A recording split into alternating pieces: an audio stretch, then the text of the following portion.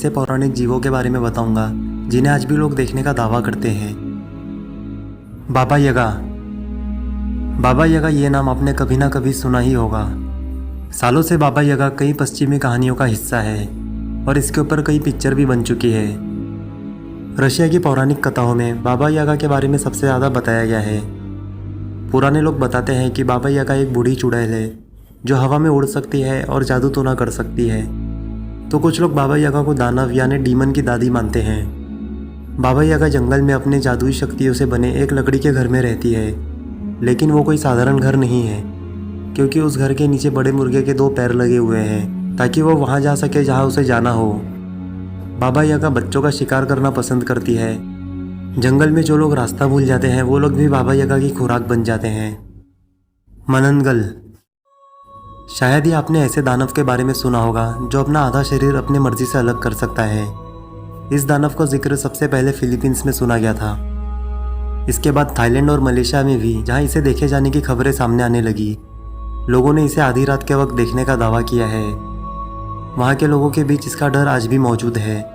वो लोग इसे शैतान का एक रूप मानते हैं। कहा जाता है कि जब ये शिकार पर निकलता है तब ये अपने नीचे का शरीर अलग कर लेता है ताकि वो हवा में उड़ सके और लोगों का शिकार कर सके।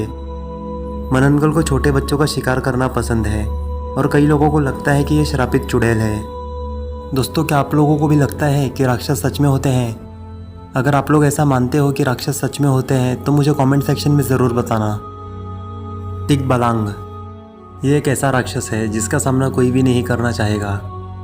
इसका आधा शरीर इंसान का और आधा शरीर घोड़े जैसा होता है। टिकबालान घने जंगलों में रहते थे। इसका स्वभाव काफ़ी क्रूर और जानलेवा होता है। अगर इसके सामने कोई आ जाए तो ये उसकी जान लेकर ही मानते थे। कहते हैं कि वो जंगल में घूमने वाले लोगों को अपने पैरों से तब तक मारते थे जब तक कि उनकी मौत ना हो जाए। कई बार जब इन्हें शिकार नहीं मिलता तो ये आपस में ही लड़ने लगते। टिकबालान को अकेले ही रहना पसंद है। कई लोगों को लगता है कि टिकबालान आज भी जंगलों में घूमते हैं। सेतियर। सेतियर को सिलेनोस के नाम से भी जाना जाता है। इस प्राचीन दानव का शरीर आधा बकरे का और आधा इंसान जैसा होता है, जो कि काफ़ी विशाल और ताकतवर होता है। सेतियर शराब के बिना नहीं रह सकता। ऐसा मानना है कि सेतियर काफ़ी लंबी दूरी को भी बिना थके काफ़ी कम समय में तय कर सकता है।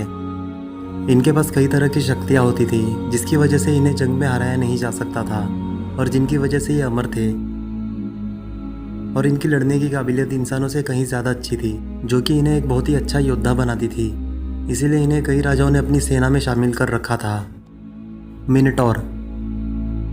मिनटोर ये एक बहुत ही ताकतवर राक्षस था। इसका शरीर इंसान जैसा और सिर्फ बैल का था।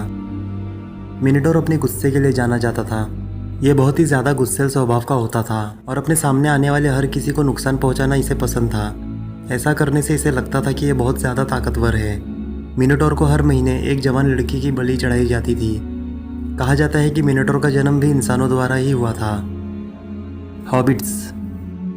इन्हें छोटे इंसान या बौने इंसान भी कहते हैं। ये सभी दिखने में बिल्कुल इंसान जैसे होते हैं, लेकिन इनकी कद काठी काफ़ी छोटी होती है।